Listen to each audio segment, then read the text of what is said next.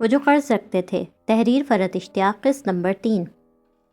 Lunch break میں سعد اپنے دوستوں کے ساتھ شور مچاتا اور دوسرے اسٹوڈنٹس پر جملے پاس کرتا ہوا جا رہا تھا جب اس نے فریہ کو بینچ پر اکیلے بیٹھا ہوا دیکھا۔ وہ گمسم سی بیٹھی پتہ نہیں کیا سوچ رہی تھی۔ پاس ہی لنچ باکس رکھا ہوا تھا مگر ایسا لگ رہا تھا اس نے کھولا تک نہیں ہے۔ اس نے فریہ کی کوئی دوستیں وغیرہ تو نہیں دیکھی تھی، لیکن پھر بھی اسے اس طرح اکیلا بیٹھا ہوا تو وہ بہت عرصے سے نہیں دیکھا تھا۔ لنچ بریک میں اس کے ساتھ ایک دو لڑکیاں ہوتی ہی تھیں۔ وہ اپنے دوستوں کو چھوڑ کر اس کے پاس آ گیا تھا۔ اس نے سعد کو اپنے پاس آتا دیکھا تو زبردستی مسکرا دی۔ وہ اس زبردستی مسکرانے پر چڑھتا ہوا اس کے برابر میں بیٹھ گیا اور پھر کچھ کہے بغیر اس کا لنچ باکس کھول کر دیکھنے لگا۔ اس نے اس میں سے کچھ بھی نہیں کھایا تھا، ساری چیزیں یوں ہی رکھی ہوئی تھی۔ تم لنچ کیوں نہیں کر رہی؟ اس نے سخت انداز میں پوچھا، ایسے جیسے اس کا کوئی بزرگ ہو۔ یوں ہی بھوک نہیں لگ رہی؟ اور تم اکیلی کیوں بیٹھی ہو؟ تمہاری دوستیں کہاں ہیں؟ میری کوئی دوستیں نہیں ہیں۔ وہ دوستوں کے لفظ پر بری طرح ناراض ہوئی۔ انہیں میری باتوں سے بوریت ہوتی ہے، میں بہت بور اور ڈل ہوں۔ وہ لوگ میرے پاس اس وقت آتی ہیں جب ان کے پاس کوئی اور نہیں ہوتا۔ جب کسی کی دوست نہیں آتی تو وہ وقت گزارنے کے لیے میرے پاس آ جاتی ہے۔ پھر اگلے روز جب اس کی دوست واپس آ جاتی ہے تو وہ میری طرف مڑ کر دیکھتی بھی نہیں۔ تم بھی تو میرے پاس اسی وقت آتے ہو جب تمہارا اپنا کوئی دوستوں کے ساتھ کھیلنے کا موڈ نہیں ہوتا، تو یوں ہی تم فارغ ہوتے ہو تو میرے پاس آ جاتے ہو۔ وہ پتہ نہیں کس بات پر اتنی دل برداشتہ تھی جو اسے بلا وجہ درمیان میں گھسیٹ رہی تھی۔ ایک پل کے لیے تو اسے شدید غصہ آیا۔ وہ اس کے خلوص پر شک کر رہی تھی۔ ابھی وہ اپنے کتنے سارے دوستوں اور انجوائمنٹ کو چھوڑ کر اس کے پاس آیا تھا اور وہ، لیکن پھر کچھ سوچ کر اس نے اپنا غصہ ضبط کر لیا۔ دوسروں کی اچھائی برائی کا فیصلہ کرنے سے پہلے اس بات کا فیصلہ کر لو کہ تم خود دوسروں کے ساتھ کتنی اچھی اور کتنی بری ہو۔ تمہیں اچھے دوست تبھی ملیں گے جب تم خود کسی کے لیے اچھی دوست بنو گی۔ کوئی تم سے دوستی نہیں کرتا تو تم کون سا کسی سے دوستی کرنے کی کوشش کرتی ہو؟ وہ دادا جان بنا بڑے غصے سے اسے نصیحتیں کرنے لگا۔ تمہیں اصل میں کسی اور بات کا پر غصہ آ رہا ہے یا پھر شاید کسی اور بات سے اداس ہو، اس لیے ہر بات کو نیگیٹو انداز میں سوچ رہی ہو۔ اس نے جیسے اس کی ساری کیفیت کا تجزیہ پیش کر دیا ہو۔ وہ خاموشی سے اس کی بات سن رہی تھی۔ لنچ ٹائم ختم ہونے والا ہے، وہ گھڑی دیکھتے ہوئے اس کے پاس سے اٹھ گیا۔ میں شام میں تمہارے گھر آؤں گا، پھر تم سے ساری باتیں پوچھوں گا۔ وہ واپس اپنے دوستوں کے ساتھ پاس چلا گیا۔ سعد کے شام میں آنے کا وعدہ کرنے کے باوجود اسے یقین تھا کہ وہ نہیں آئے گا۔ شام کا وقت تو اس کا اپنے دوستوں کے ساتھ کھیلنے کا ہوتا ہے۔ وہ اس کی خاطر اپنے کھیلنے کے وقت کی قربانی کیوں دیتا؟ ٹھیک ہے، وہ اسے اپنی دوست کہتا ہے، اس کے ساتھ بہت اچھی طرح ملتا ہے اور باتیں کرتا ہے، لیکن وہ اس کی ایک اکیلی دوست تو نہیں، وہ اس کے بہت سے دوستوں کی طرح عام سی دوست ہے۔ یہ سب سوچ لینے کے باوجود اس کا انتظار کر رہی تھی۔ اسے یہ معلوم تھا کہ وہ اگر نہیں آیا تو اسے بہت مایوسی ہوگی۔ وہ لان میں بیٹھی بظاہر ہوم ورک کر رہی تھی، در حقیقت اسی کا انتظار کر رہی تھی۔ وہ حسب وعدہ آ گیا۔ فریہ اسے دیکھ کر بہت خوش ہوئی اور اپنی خوشی اس سے چھپائی بھی نہیں گئی۔ مجھے اتنی خوشی ہو رہی ہے، میں سمجھ رہی تھی تم شاید نہیں آؤ گے۔ وہ اپنی دوپہر کی نصیحتوں کو ضائع جاتا دیکھ کر اچھا خاصا چڑھ گیا، لیکن اسے مزید کچھ سمجھانا بیکار لگا، سو خاموشی سے اس کے پاس بیٹھ گیا۔ تمہاری ڈرائنگ تو بہت اچھی ہے، وہ اس کے جرنل پر بنی ڈائیگرام کو دیکھتے ہوئے ستائشی انداز میں بولا۔ ماما بھی یہی کہتی تھی، پاپا سے کہتی تھی کہ فری کو فائن آرٹس پڑھنے کے لیے پیرس بھیجیں گے۔ وہ جواب میں بڑے خوشی سے بولی، لیکن پھر ایک دم ہی چپ ہو گئی۔ تمہاری ماما کیا مصورہ تھیں؟ وہ یوں بولا جیسے اس کے چہرے کی افسردگی دیکھی ہی نہ ہو۔ نہیں، انہوں نے تو جرنلزم پڑھا تھا، اور ویسے تو پاپا بھی کیمیکل انجینئر تھے، لیکن انہیں پینٹنگ بنانے کا بہت شوق تھا۔ وہ اکثر فارغ وقت میں پینٹنگ کیا کرتے تھے، واٹر کلرز استعمال کرتے تھے۔ وہ اتنی اچھی پینٹنگز بناتے تھے کہ میں تمہیں کیا بتاؤں۔ ماما کہتی تھی کہ پاپا کو انجینئرنگ کے بجائے فائن آرٹس پڑھنا چاہیے تھا۔ ہمارے گھر میں پاپا کے ہاتھ کی بنی اتنی ساری پینٹنگز لگی ہوئی تھیں، سب ان کی تعریفیں کرتے تھے۔ میری اچھی ڈرائنگ دیکھ کر ماما بھی یہی کہتی تھی کہ یہ شوق تمہیں پاپا سے ملا ہے۔ وہ اس کے پوچھنے پر دوبارہ پرجوش انداز میں بولی۔ پھر کچھ دیر تک وہ اس کے ساتھ ادھر ادھر کی باتیں کرتا رہا۔ باتیں کرتے کرتے اسے اچانک آج اسکول میں ہونے والی بات یاد آ گئی، تو پوچھ بیٹھا، آج کیا ہوا تھا فریہ؟ سچ سچ بتانا، مجھ سے جھوٹ مت بولنا۔ آج میرے پاپا کی برتھ ڈے ہے، وہ سر جھکائے آہستگی سے بولی، شاید اپنے آنسو چھپانا چاہ رہی تھی۔ ہر سال ہم لوگ پاپا کی، ماما کی اور خود اپنی برتھ ڈے بہت اہتمام سے منایا کرتے تھے۔ انوائٹ کسی کو نہیں کرتے تھے، بس ہم تینوں ہوتے تھے اور ختیجہ آنٹی ہماری میٹ تھیں، مصری تھیں وہ۔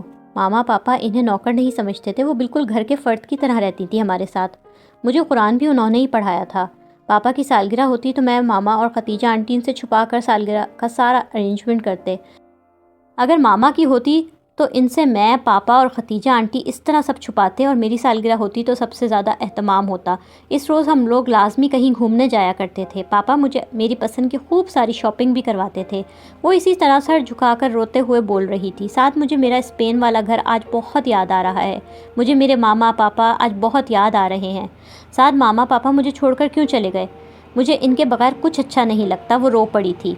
وہ سمجھ رہی تھی کہ شاید پہلے کی طرح آج بھی وہ اس کے رونے پر ناراض ہوگا، ڈانٹے گا یا شاید مذاق بھی اڑائے گا، لیکن اس کی توقع کے برخلاف وہ خاموش بیٹھا ہوا تھا، چہرہ بھی بہت سنجیدہ سا تھا۔ اس روز وہ لوگ شاپنگ کرنے جا رہے تھے۔ مجھے بھی ساتھ چلنے کو کہا تھا پاپا نے، لیکن مجھے اسکول کا بہت سارا کام کرنا تھا، اس لیے میں نے جانے سے منع کر دیا تھا۔ ختیجہ آنٹی اور میں گھر پر ہی رک گئے تھے۔ وہ دونوں چلے گئے تھے۔ جب ہاسپٹل سے فون آیا تو ختیجہ آنٹی مجھے یہ بتائے بغیر کہ کہاں جا رہی ہیں ہاسپٹل چلی گئی تھیں۔ ماما اس وقت زندہ تھیں۔ ان کا انتقال ختیجہ آنٹی کے پہنچنے کے بعد ہوا تھا۔ میں تو سوچ بھی نہیں سکتی کہ ایسا ہو جائے گا۔ آخری بار میں نے انہیں جس طرح دیکھا وہ میں کبھی بھی بھول نہیں سکتی۔ وہ دونوں سو رہے تھے گہری نیند میں، اور میں انہیں چیخے دے کر آوازیں دے رہی تھی، مگر وہ میری آواز سن ہی نہیں رہے تھے۔ پھر میں کتنے دن تک ہاسپٹل میں ایڈمٹ رہی تھی۔ سب میرے پاس تھے، ختیجہ آنٹی، ہمارے بہت سے فیملی فرینڈز، پاپا کے کولیگز، ماما کی دوستیں، پڑوسی، مگر مجھے ان میں سے کوئی اچھا نہیں لگ رہا تھا، اپنا نہیں لگ رہا تھا۔ روتے روتے اس کی ہچکیاں بن گئی تھیں۔ ساتھ کی سمجھ میں نہیں آ رہا تھا کہ اسے کس طرح چپ کرائے، اسی لیے خاموش بیٹھا دکھ بھری نگاہوں سے تکے جا رہا تھا۔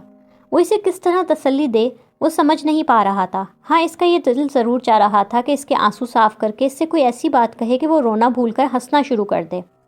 مجھے میرا گھر بہت یاد آتا ہے ساتھ، وہاں کا اسکول، میرے دوست، میں سب کو بہت مس کرتی ہوں۔ وہاں سب میرے اپنے تھے۔ یہاں تو ہر کوئی دیکھتے ہی سب سے پہلے یہ پوچھتا ہے کہ آپ کہاں کی رہنے والی ہیں۔ میں یہاں کی نہیں ہوں نا، میں تم لوگوں سے الگ ہوں، مجھے تمہاری زبان بولنی بھی نہیں آتی۔ وہ روتے روتے خود ہی چپ ہو گئی تھی۔ سعد نے اس کے چپ ہو جانے پر سکون محسوس کیا۔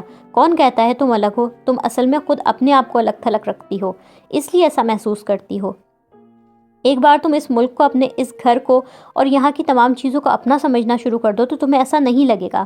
اور جب تم اردو سمجھ لیتی ہو تو بولنے کی کوشش کیوں نہیں کرتی؟ ذرا سی کوشش کرو، تمہیں اردو بولنا آ جائے گی۔ وہ اسے سمجھانے لگا تھا۔ میں اردو بول سکتی ہوں سعد، زیادہ نہیں لیکن تھوڑی بہت بول سکتی ہوں، لیکن میرا تلفظ صحیح نہیں ہے، اور میں بولوں تو سب لوگ ہنسیں گے۔ وہ شرمندگی سے اپنی کمزوری کا اعتراف کر رہی تھی۔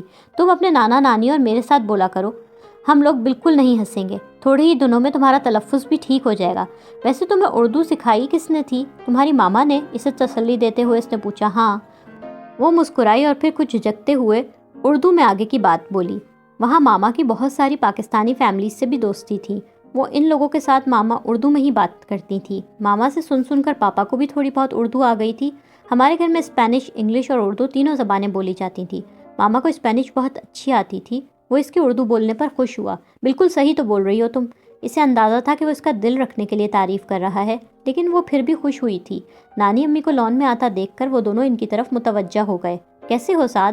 اس کے سلام کا جواب دیتے ہوئے انہوں نے پرشفقت انداز میں پوچھا۔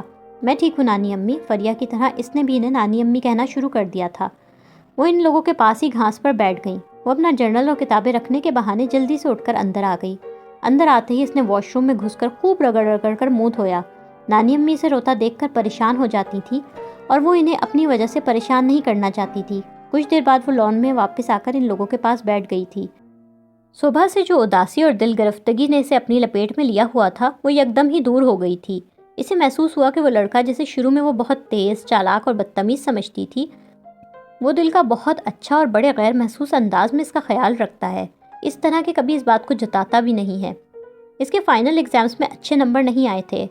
اپنے بہت برے گریڈز لانے پر جب اس نے نانی امی کے چہرے پر تفکر اور اداسی دیکھی تو اسے بہت پریشانی ہوئی۔ انہوں نے اس سے کچھ بھی نہیں کہا، مگر ایسا لگ رہا تھا کہ انہیں اس سے اتنے برے رزلٹ کی توقع نہیں تھی۔ نانا ابا نے تو حسب عادت کچھ بھی کہے بغیر پروگرس رپورٹ پر ایک نظر ڈالی تھی اور پھر اخبار پڑھنے لگے تھے، لیکن نانی امی کا رد عمل درحقیقت اسے سخت نادم کر گیا تھا۔ اس کا دل چاہتا تھا کہ وہ پہلے کی طرح ویسی ہی ذہین اور پڑھاکو سی فریہ بن جائے، لیکن پتہ نہیں کیا ہو گیا تھا اسے۔ کتابوں کے نام سے وحشت ہوتی تھی اسے۔ امتحان سے پہلے جب وہ پڑھنے کے لیے بیٹھتی تو بڑی کوشش کے باوجود بھی اسے کچھ یاد نہیں ہوتا۔ ایسا لگتا تھا جیسے وہ لفظوں کو خالی نگاہوں سے دیکھے جا رہی ہے۔ شام میں وہ سعد کے گھر گئی تو سعد اور زہیب لان میں بیڈمنٹن کھیل رہے تھے۔ وہ دونوں اسے دیکھ کر بہت خوش ہوئے۔ آؤ فریہ، تم بھی ہمارے ساتھ کھیلو۔ سعد نے اسے کھیلنے کی آفر کی، مگر وہ سر انکار میں ہلاتی چیئر پر بیٹھ گئی۔ سعد نے ایک نظر اس پر ڈال کر دوبارہ کھیلنا شروع کر دیا۔ کیا ہو گیا بھائی، تم توجہ سے کھیل کیوں نہیں رہے؟ کچھ ہی دیر گزری تھی جب زہیب نے اس کو آواز دی۔ ہاں شاید میں تھک گیا ہوں۔ اس نے جیسے اپنی کوتاہی کو تسلیم کیا اور پھر ریکٹ ایک طرف ڈال کر فریہ کے پاس آ گیا۔ زہیب منہ بگاڑتا ہوا اندر چلا گیا۔ لگتا ہے خراب رزلٹ آنے پر نانی امی سے خوب ڈانٹ پڑی ہے، سعد نے مسکراتے ہوئے پوچھا۔ فریہ سے اس کا رزلٹ تو وہ اسکول میں ہی معلوم کر چکا تھا، انہوں نے مجھے کچھ بھی نہیں کہا، وہ چڑچڑے پن سے بولی۔ پھر منہ کیوں اتنا پھولا ہوا ہے؟ مجھے بہت شرمندگی ہو رہی ہے سعد، میرے اتنے خراب مارکس آج تک کبھی نہیں آئے، پتہ نہیں مجھے کیا ہو گیا ہے، میرا پڑھنے کو دل ہی نہیں چاہتا۔ وہ یہاں آئی اس لیے تھی کہ سعد کے علاوہ اس کا کوئی دوست نہیں تھا اور وہ اسی سے اپنی پرابلم ڈسکس کرنا چاہتی تھی۔ رزلٹ تو خراب آ گیا، اس پر افسوس کرنے سے کیا ہو سکتا ہے؟ ہاں یہ سوچو کہ اب کس طرح پڑھائی کرنی ہے تاکہ اس قسم کی افسوس کی نوبت آئندہ آئی نہ۔ تم مشورہ دو میں کیا کروں؟ وہ بڑی امید سے اس کی طرف دیکھنے لگی۔ سب سے پہلے تو تم یہ سمجھنا چھوڑ دو کہ تم یہاں کچھ دنوں کے لیے آئی ہو اور کچھ دنوں بعد تمہیں اسپین واپس چلے جانا ہے۔ کچھ دیر خاموشی سے سوچتے رہنے کے بعد اس نے یہ نتیجہ نکالا۔ وہ حیران ہو کر اس کی شکل دیکھ رہی تھی، اس کے دل کے اندر چھپی یہ بات وہ کیسے جان گیا تھا؟ وہ اس کی حیرانگی کو سنجیدگی سے دیکھتے ہوئے مزید گویا ہوا۔ میں نے تمہارا یہی اسٹائل نوٹ کیا ہے، اسکول میں بھی تم ایسے ہی رہتی ہو اور گھر میں بھی۔ تم ایک بار یہ بات مان کیوں نہیں لیتی کہ تمہارے ماما پاپا مر چکے ہیں اور اب وہ کبھی واپس نہیں آئیں گے؟ اب تمہیں ہمیشہ یہیں رہنا ہے۔ تمہارے دادی دادا ہوتے یا تمہارے پاپا کے کوئی اور بہن بھائی ہوتے تب تو تم واپس جانے کا سوچ بھی سکتی تھی، لیکن اب تم واپس کس کے پاس جاؤ گی؟ اب وہاں پر تمہارا کوئی نہیں ہے، اب ساری زندگی تمہیں یہیں رہنا ہے، نانا ابا اور نانی امی کے پاس۔ اب یہی تمہارا گھر ہے اور یہی تمہارا اسکول ہے، یہی تمہارے فرینڈز بنانے ہیں اور یہی تمہیں پڑھنا ہے۔ وہ پتہ نہیں اتنی بڑی بڑی باتیں کس طرح کر لیا کرتا تھا۔ اس کا صفاقی کی حد تک صاف گو لہجہ اسے ناگوار تو گزرا، مگر دل ہی دل میں وہ مان رہی تھی کہ سعد جو کچھ کہہ رہا ہے وہ بالکل سچ کہہ رہا ہے۔ پھر سعد ہی نے اس کے سامنے تجویز رکھی کہ وہ روزانہ ہوم ورک کرنے اس کے گھر آ جایا کرے، اور اس کی یہ تجویز فریہ نے فوراً ہی مان لی تھی۔ وہ آئندہ کبھی بھی اس قسم کی شرمندگی سے نہیں گزرنا چاہتی تھی۔ چلو تمہیں اسکیٹنگ کی پریکٹس کراؤں۔ اس کا مشورہ فریہ کو پسند آ گیا تھا اور وہ مطمئن بھی ہو گئی تھی۔ اس بات پر خوش ہوتے ہوئے اس نے گفتگو کی سنجیدگی اور اس کے چہرے پر چھائی ہوئی افسردگی دور کرنے کے لیے اسکیٹنگ کا ذکر نکالا تھا۔ ابھی چند دن پہلے ہی فریہ کی سالگرہ گزری تھی اور اس میں نانی امی کے ساتھ ساتھ سعد نے بھی اسے گفٹ دیا تھا۔ نانی امی نے تو اسے اس کی پسند کی ڈھیر ساری شاپنگ کروائی تھی، جبکہ سعد نے اسے گفٹ میں اسکیٹس دیے تھے۔ وہ اس کی اپنی سالگرہ کا دن یاد رکھنے اور گفٹ دینے پر بہت خوش ہوئی تھی۔ گزشتہ 3-4 روز سے وہ سعد سے اسکیٹنگ کرنا سیکھ رہی تھی۔ ابھی وہ پرفیکٹ تو نہیں ہوئی تھی، بار بار گر جاتی تھی، لیکن اس کا خوف دور ہو گیا تھا۔ اتنا خراب رزلٹ آیا ہے میرا اور تم مجھے کھیل کود کی دعوت دے رہے ہو؟ وہ سعد کی بات پر برا مان کر بولی۔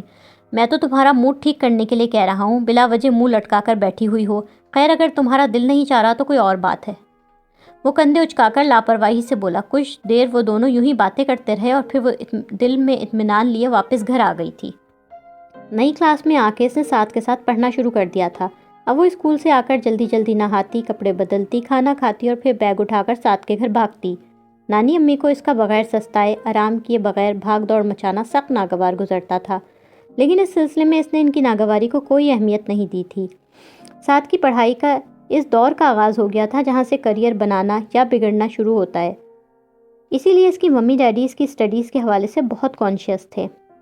زہیب کا اپنا شیڈیول تھا، کبھی ہوم ورک زیادہ ملا ہوتا یا کوئی بہت اہم ٹیسٹ ہوتا تو وہ بھی اسٹڈی میں آ جایا کرتا، ورنہ وہ وقت اس کے سونے کا ہوتا تھا۔ وہ دونوں ساتھ بیٹھ کر کام کرتے، ساتھ ساتھ باتیں بھی کرتی رہتے۔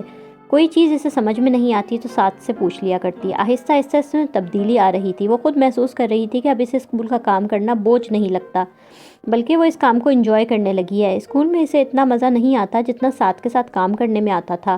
اب وہ کبھی کبھار پڑھتے وقت بعض چیزوں میں سعد کی مدد کر دیا کرتی تھی۔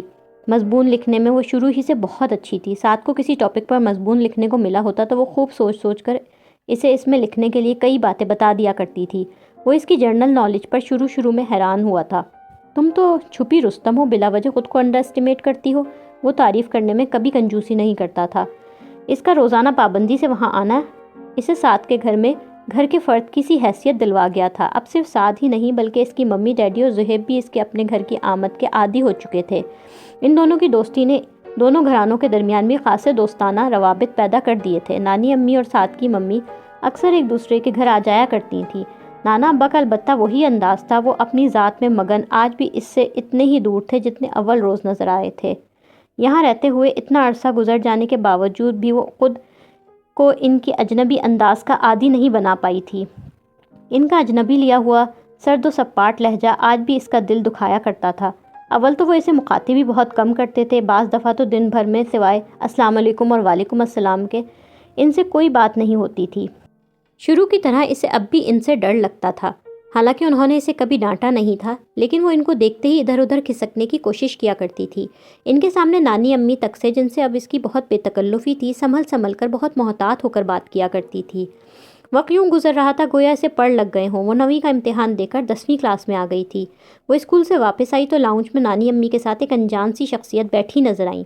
ابھی نانی امی نے ان دونوں کا آپس میں تعارف بھی نہیں کروایا تھا کہ وہ خاتون بڑے والہانہ انداز میں اٹھ کر اس کے پاس آئیں۔ اگلا لمحہ اس کے لیے بڑا حیرت انگیز تھا۔ بغیر کچھ کہے انہوں نے اس طرح اسے گلے لگایا جیسے پتہ نہیں کب کی شناسائی ہو۔ وہ حیران پریشان محبت چاہت کا یہ مظاہرہ دیکھ رہی تھی۔ ان کے گلے لگے لگے اسے محسوس ہوا جیسے وہ رو بھی رہی ہیں۔ نانی امی بھی اٹھ کر ان دونوں کے پاس آ گئی تھیں۔ انہوں نے تسلی دینے والے انداز میں ان خاتون کے سر پر ہاتھ پھیرا۔ انہیں خود بھی شاید اپنی بے خودی اور جذباتی پن کا احساس ہو گیا تھا، اس لیے بڑی آہستگی سے خود سے الگ کر لیا۔ جاؤ بیٹا تم فریش ہو کر آ جاؤ، پھر کھانا کھائیں گے۔ نانی امی کی آواز میں آنسوؤں کی نمی شامل تھی۔ اسے ایسا لگا جیسے وہ اسے دانستہ یہاں سے ہٹا رہی ہوں، شاید وہ اس کے سامنے رونا نہیں چاہتی تھی۔ وہ حیران پریشان اپنے کمرے میں آ گئی تھی۔ وہ خاتون کون ہے؟ وہ اسے لپٹا لپٹا کر کس خوشی میں رو رہی ہیں؟ وہ سمجھ نہیں پا رہی تھی۔ کچھ دیر بعد جب وہ یونیفارم بدل کر نہا دھو کر ڈائننگ روم میں آئی تو وہ دونوں ڈائننگ ٹیبل پر اس کا انتظار کر رہی تھی۔ بہت سال بعد دیکھا ہے تمہیں۔ میرے ذہن میں تو وہی چھوٹی سی فری تھی، کچھ دیر پہلے کی جذباتی کیفیت کے برعکس اس وقت وہ دونوں نارمل اور خوش باش بیٹھی تھیں۔ نانی امی بھی مسکراتی نارمل سے انداز میں بیٹھی تھی۔ شاید وہ دونوں اس کی وجہ سے خود کو نارمل پوز کر رہی تھی۔ ابھی تمہارے اسکول سے آنے سے پہلے آنٹی سے میری یہ بات ہو رہی تھی تو پتہ چلا کہ اب فری چھوٹی سی بچی نہیں رہی بلکہ 10ویں کلاس میں آ چکی ہے۔ تو میں سن کر حیران رہ گئی۔ وقت کتنا تیز گزرتا ہے آنٹی۔ کل کی بات لگتی ہے جب میں اور صوفی نے اسکول کو خیر بات کہہ کر ایک ساتھ کالج میں ایڈمیشن لیا تھا، اور آج دیکھیں ہمارے بچے اپنا اسکول کا دور ختم کرنے والے ہیں۔ مسکراتے ہوئے انہوں نے پہلے اسے اور پھر نانی امی کو مخاطب کیا تھا۔ ان کے منہ سے وہ اپنی ماما کا نام سن کر چونک گئی تھی۔ وہ خود بھی شاید ان کا چونکنا سمجھ گئی تھی، اس لیے وضاحتی انداز میں بولی، میں تمہاری ماما کی بچپن کی دوست ہوں، بہت گہری دوستی تھی ہماری۔ وہ نانی امی کے ہاتھ کی بنی ہوئی اپنی پسندیدہ بریانی کو چھوڑ کر اب پوری طرح ان کی طرف متوجہ تھی۔ یہ گھر جہاں اس کی ماما کا نام لیا جانا گناہ سمجھا جاتا تھا، وہاں ان کی کسی دوست کا آ جانا اس کے لیے حیرت کے ساتھ ساتھ خوشی کا باعث بھی تھا۔ بہت زندہ دل اور ہنسمکھ تھی وہ، شرارتی اتنی کہ میں کیا بتاؤں۔ اس کے ساتھ رہ کر میں بھی اسی طرح کی ہو گئی تھی۔ حالانکہ میری نیچر نہیں تھی اتنی ہنگامہ پرور، لیکن اس کے ساتھ مل کر کیا کیا شرارتیں نہیں کی میں نے۔ دادا گیری چلتی تھی ہماری اسکول میں، پھر کالج جا کر بھی یہی حال تھا۔ ہم دونوں پڑھائی میں اتنے اچھے تھے کہ اکثر ٹیچرز اس وجہ سے ہمارے ساتھ رعایت برت جاتے تھے، ورنہ ہماری شرارتوں اور ہنگامہ آرائی سے پناہ وہ بھی مانگا کرتے تھے۔ وہ جیسے بولتے بولتے اسی دور میں کھو گئی تھی۔ تم کھانا تو صحیح سے کھاؤ ارجمن، یہ بھگارے بیگن میں نے خاص طور پر تمہارے لیے بنائے ہیں۔ نانی امی نے انہیں کھانے سے ہاتھ روک کر دیکھ کر ٹوکا۔ فریا کو ان کا ٹوکنا بہت برا لگا۔ وہ اسے ماما کی باتیں بتا رہی تھی اور نانی امی نے بلا وجہ موضوع تبدیل کروا دیا تھا۔ ارجمن آنٹی بھی دوبارہ سے کھانے میں متوجہ ہو گئی تھی۔ آپ کے ہاتھوں کا یہی ذائقہ تو یاد آتا ہے آنٹی، انہوں نے ڈونگا اپنی طرف کرتے ہوئے کہا۔ اور وہ بادام کا شربت آپ ابھی بھی بناتی ہیں یا نہیں؟ مجھے تو اس کا مزہ آج تک یاد ہے۔ اب کس کے لیے بناؤں؟ وہ فرمائش کر کر کے شربت بنوانے والی ہی نہیں رہی۔ ارجمن آنٹی کی خوش مزاجی بھی لمحہ بھر میں رخصت ہو گئی۔ وہ زوفیشا فاروق کی دوست تھیں، بچپن کی دوست۔ ان کا اس کے گھر میں آنا جانا بھی یقیناً انہی کی وجہ سے تھا، اور آج جب وہ پتہ نہیں کتنے سالوں بعد یہاں آئیں تو یہ ممکن ہی نہیں تھا کہ وہ اس ہستی کا ذکر نہ ہو جو ان کے اس گھر میں آنے اور یہاں کے مکینوں کی واقفیت کا باعث تھی۔ باقی وقت سب چپ رہے تھے۔ کھانا کھا کر وہ لوگ لاؤنج میں آ گئے تھے۔ ارجمن آنٹی نے اسے اپنے پاس ہی بٹھا لیا تھا۔ انہوں نے 3-4 شاپنگ بیگز اس کی طرف بڑھائے۔ تمہارے لیے ہیں۔ اس نے تکلفاً منع کرنا چاہا۔ لے لو فری، نانی امی نے کے کہنے پر اس نے کچھ ہچکچاتے ہوئے وہ چیزیں لے لیں۔ آپ کہاں رہتی ہیں ارجمن آنٹی؟ ان کی باتوں سے اتنا اندازہ تو وہ لگا چکی تھی کہ وہ پاکستان سے کہیں باہر رہتی تھی۔ میں لندن میں رہتی ہوں، اور اب کی بار جب تمہاری چھٹیاں ہوں تو تم نانا امبا اور نانی امی کے ساتھ میرے پاس لندن آنا. علی اور مہوش سے مل کر تمہیں بہت مزہ آئے گا. مہوش تو تم سے بڑی ہے لیکن علی تمہارے جتنا ہے. انہوں نے مسکراتے ہوئے جواب دیا. بچوں کو ساتھ کیوں نہیں لائیں ارجمن؟ نانی امی نے اس سے پوچھا. بچوں کی پڑھائی کا مسئلہ تھا آنٹی. ہم دونوں میاں بیوی کو تو لازمی آنا تھا. خاندان کی اتنی قریبی شادی، نہ آتے تو سب ناراض ہو جاتے. اگلی بار انشاءاللہ اس طرح پروگرام بناؤں گی آنے کا، جب بچوں کی چھٹیاں ہوں. وہ اس کے ہاتھ کو محبت سے اپنے ہاتھوں میں لیے بیٹھی تھی.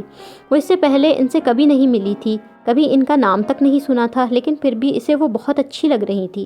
ذرا غور کرنے پر اسے دھیان آیا کہ پرانی البم میں اس نے ارجمن آنٹی کی تصویریں دیکھی تھیں. اس وقت وہ بہت ینگ اور دبلی پتلی سی تھی، اب سے بالکل مختلف. آنکھوں پر گلاسز بھی نہیں تھے اور چہرہ بہت کھلا کھلا اور فریش سا تھا. چائے بناؤں؟ نانی امی کے پوچھنے پر انہوں نے بلا تکلف ہاں کہا. نانی امی بجائے کسی ملازم کو آواز دینے کے خود اٹھ کر کچن میں چلی گئیں. ارجمن آنٹی یقیناً نانی امی کے لیے بہت خاص مہمان تھیں. فریہ بڑے غور سے انہیں دیکھ رہی تھی. انہوں نے اسے اتنی محبت سے اپنی طرف دیکھتے ہوئے دیکھا تو مسکرا دیں. تم تو صوفی کی بیٹی لگتی ہی نہیں ہو، اتنی سی عمر میں اتنی سنجیدہ اور خاموش. اس نے بڑی خاموشی سے ان کا اپنے بارے میں تبصرہ سنا. ماما آپ کی بیسٹ فرینڈ تھی ارجمن آنٹی؟ اس نے جھجکتے ہوئے پوچھا تھا. انہوں نے بغیر اسے دیکھے سر ہلا دیا تھا. پھر آپ ان کے مرنے کے اتنے سال بعد کیوں آئیں؟ وہ کہتے کہتے ہچکچا کر چپ ہو گئی تھی. انہوں نے حوصلہ دینے والے انداز میں اس کا ہاتھ تھپ تھپایا، ایسے جیسے اس سے کہنا چاہ رہی ہوں کہ تم جو دل میں آئے بلا تکلف کہہ سکتی ہو. اور ان کے اسی انداز نے اسے حوصلہ دیا. تبھی وہ آگے بولی. آپ کو کیا یہ بات معلوم تھی کہ ماما مر چکی ہیں؟ اس کا سوال انہوں نے سکون سے سنا اور پھر سر ہلا دیا تھا. پھر بھی آپ یہاں نہیں آئیں؟ اتنے سالوں میں کبھی کوئی فون نہیں کیا، کوئی خط نہیں لکھا؟ وہ بے جھجک اپنے دل میں آئی بات بول گئی. کیسے آتی میں یہاں؟ مجھ میں اتنا حوصلہ نہیں تھا کہ یہاں آ سکتی. اس گھر میں جہاں زوفی کے ساتھ کھیلتے میں نے اپنے بچپن کا سنہرا دور گزارا. اس گھر کے کونے میں ہمارے بچپن کی بے شمار یادیں بکھری ہوئی ہیں. یہ لاؤنج، وہ کچن، وہ ڈرائنگ روم، لان، اسٹڈی، صوفی کا بیڈ روم. میں ان سب کو ویران کس طرح دیکھ پاتی؟ میں آتی تو وہ مجھ سے تعزیت کرتے، میری دوست کے مرنے پر افسوس کرتے. میں تو آج تک خود اپنے آپ سے اس کے مرنے پر افسوس نہیں کر سکی. اس عرصے میں کبھی آنٹی کے بھولے برسرے بھی رابطہ کرنے کی کوشش نہیں کی. میں تمہیں کیا بتاؤں فری کہ وہ مجھے کتنی پیاری تھی. وہ آج اتنے برسوں بعد جب میں بمشکل خود کو اس جگہ پر لائی ہوں تو میرا دل چاہ رہا ہے ان دیواروں سے لپٹ کر پھوٹ پھوٹ کر رہوں.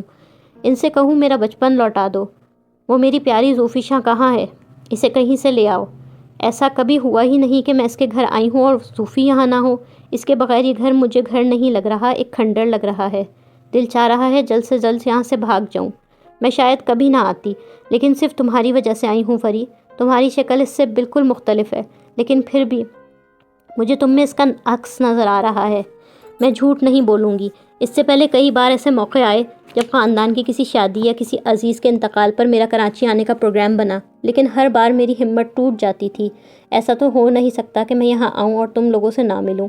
اس لیے میں یہاں آنے کو ٹالتی رہی، اور اب جب یہاں آئی ہوں تو یہ آنا مجھے بہت دنوں تک نڈھال رکھے گا. ان کی آنکھیں آنسوؤں سے بھری ہوئی نظر آ رہی تھی. تم سوچ رہی ہوگی کہ آنٹی اتنی بڑی ہو کر بچوں کی طرح رو رہی ہیں. وہ قصداً مسکرائی اور پھر اپنی آنکھیں خشک کرنے لگی تھیں. نانی امی چائے لے کر آ گئی تھیں. پڑھنے نہیں جاؤ گی فری؟ نانی امی نے اسے یاد دلایا تھا کہ ساتھ کے گھر جانے والی عادت بھی آج برقرار رہے. حالانکہ اب وہ کالج میں آ چکی تھی، لیکن وہاں جانا اور ساتھ بیٹھ کر پڑھنا اب بھی اس کی روٹین میں شامل تھا. آج میرا موڈ نہیں ہے. ارجمن آنٹی آئی ہیں نا، اس خوشی میں چھٹی. وہ لاپرواہی سے بولی اور کچھ خیال آنے پر ان سے معذرت کرتی ہوئی اٹھی. میں ساتھ کو فون کر کے بتا دوں، وہ میرا انتظار کر رہا ہوگا. ساتھ سے بات کرنے میں بمشکل 2-3 منٹ لگے. وہ واپس لاؤنج میں آ گئی تھی. تم فریہ سے زوفی شاہ کی شادی اور اپنے انکل کی ناراضگی کے بارے میں کچھ مت کہنا. بہت کوشش کر کے میں نے ان تمام باتوں سے دور رکھا ہوا ہے. نانی امی کی آواز سن کر وہ دوبارہ دروازے کی اوٹ میں ہو گئی. کیوں آنٹی؟ آپ اس سے یہ سب کب تک چھپائیں گی؟ کبھی نہ کبھی اسے کسی نہ کسی سے سب کچھ پتہ چل ہی جائے گا. بلکہ میں سمجھتی ہوں اسے کچھ اندازہ تو ہوگا ہی اصل بات کا. اب وہ اتنی چھوٹی بھی نہیں ہے کہ اس سے کوئی بات چھپائی جائے اور وہ اسے جان نہ سکے. بجائے اس کے کہ کوئی تیسرا وہ تمام باتیں اسے کسی غلط انداز میں بتائے، آپ خود اسے سب کچھ صحیح بتا دیں. ہر بچہ اپنے ماں باپ کو سب سے اچھا اور بہترین انسان سمجھتا ہے. ایسا ہی یقیناً وہ بھی سمجھتی ہوگی. کسی اور نے اسے کسی غلط طریقے سے وہ باتیں بتائیں تو اس کا ذہن کتنی بری طرح منتشر ہوگا. ماں باپ کے آئیڈیل بنائے ہوئے بت ٹوٹ جائیں گے اور وہ خود بری طرح ٹوٹ پھوٹ کا شکار ہو جائے گی.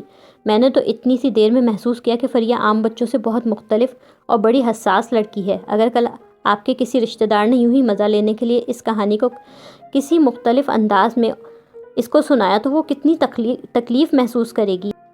ارجمن آنٹی کا اندازہ بہت ٹھوس تھا۔ نانی امی کی بات کے جواب میں کچھ بولے بغیر ایک ٹھنڈی سانس لے کر چپ ہو گئیں۔ کچھ دیر بعد وہ لاؤنج میں واپس آ گئی۔ اس کے آنے پر وہ دونوں ہنستی مسکراتی کسی دوسرے ٹاپک پر باتیں کرنے لگیں۔ آپ نے بھی ماما کی طرح جرنلزم پڑھا تھا؟ اس کا دھیان کچھ دیر پہلے والی بات سے ہٹا نہیں تھا، لیکن بظاہر وہ بڑی پرسکون تھی۔ وہ اس کا سوال سن کر مسکرا دی۔ ایڈمیشن تو میں نے اور صوفی نے ایک ساتھ لیا تھا یونیورسٹی میں، لیکن بس اچانک ہی میری شادی طے ہو گئی اور جرنلزم پڑھنے کا خواب شادی کی نظر ہو گیا۔ پھر شادی ہوتے ہی میں لندن چلی گئی۔ اپنی شادی کے ذکر کے ساتھ ہی انہیں پھر زوفیشا یاد آ گئی۔ کس طرح اس نے ان کی شادی کے تمام فنکشنز میں بڑھ چڑھ کر حصہ لیا تھا اور رخصتی کے وقت کس طرح رونا دھونا مچایا تھا۔ ارجمن آنٹی شام تک رکی تھی اور شام تک اسی طرح گزرے کل کی مختلف باتیں کبھی ہنستے اور کبھی اداس ہوتے دہراتی رہیں۔ جانے سے پہلے میں ملنے آؤں گی، گیٹ پر خدا حافظ کہتے ہوئے انہوں نے اسے اور نانی امی کو بیک وقت مخاطب کیا۔ ان کے جانے کے بعد وہ کچھ سوچتی اور الجھتی رہی۔ نانی امی نے سرسری سے انداز میں بھی ارجمن آنٹی کے آنے کا ذکر نانا ابا سے نہیں کیا۔ وہ ان کی اکلوتی بیٹی کی سب سے عزیز دوست تھیں۔ اس کے انتقال کے بعد پہلی مرتبہ آئی تھیں، مگر انہوں نے اس بات کا تذکرہ ان سے کرنا ضروری نہیں سمجھا تھا، حالانکہ خود وہ بہت چپ اور روئی ہوئی نظر آ رہی تھیں۔ نانا نے ان کے روئے ہوئے چہرے کو بغور دیکھا بھی تھا، مگر بولے کچھ بھی نہیں تھے۔ ان سے رونے کا سبب بھی نہیں پوچھا تھا۔ پتہ نہیں وہ اتنے بے حس کیوں تھے۔ وہ جیسے جیسے بڑی ہو رہی تھی اسے نانا ابا کی بے حسی اور سرد مہری حد سے زیادہ بری لگنے لگی تھی۔ صرف اسی کے ساتھ نہیں بلکہ نانی امی کے ساتھ بھی وہ اتنی مختصر نپی تلی بات کرتے تھے کہ اسے ان سے چڑ ہونے لگی تھی۔ اسے نانا ابا بہت متکبر اور ظالم انسان لگنے لگے تھے۔ وہ اپنے علاوہ کسی کو اہمیت ہی نہیں دیتے تھے۔ دوسروں کے احساسات، دکھ، درد ان کے نزدیک سب بیکار سی باتیں تھیں جس پر وہ اپنا قیمتی وقت برباد نہیں کرنا چاہتے تھے۔ ڈرتی تو وہ ان سے ہمیشہ ہی تھی، ان سے اجنبیت بھی ہمیشہ محسوس کرتی تھی، مگر اب کچھ عرصے سے وہ ان سے نفرت سی محسوس کرنے لگی تھی۔ اگر کسی شخص کے بارے میں آپ کو یہ معلوم ہو جائے کہ وہ آپ کے ماں باپ کو ناپسند کرتا ہے، اس حد تک کہ اس کا نام سننا بھی گوارا نہیں کرتا، تو ایسے شخص سے نفرت کے علاوہ کیا کیا جا سکتا ہے؟ لائک، کامنٹس، شیئر کریں اور تازہ ترین اپڈیٹس کے لیے سبسکرائب کریں۔